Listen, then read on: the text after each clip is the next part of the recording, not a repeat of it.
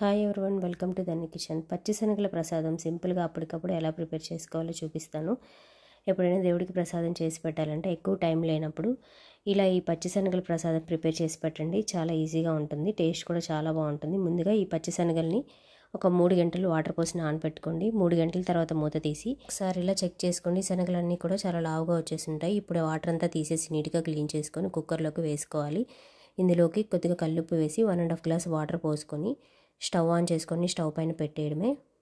2 whistles వచ్చేంత వరకు cook చేసుకోండి. ఇప్పుడు స్టవ్ పైన పెట్టేసి మూత పెట్టేసేయండి.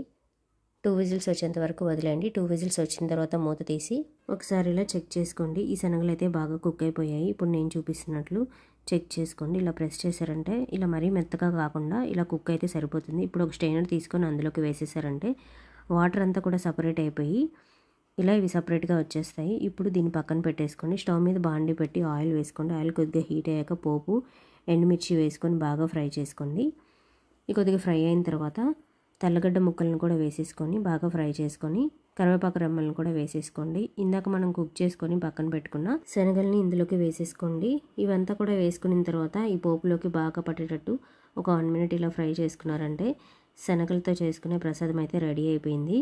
చాలా సింపుల్గా, ఎక్కువ టైం లేకుండా చాలా ఈజీగా ప్రిపేర్ చేసుకోవచ్చు. మీరు కూడా ట్రై చేయండి ఫ్రెండ్స్, చాలా బాగుంటుంది.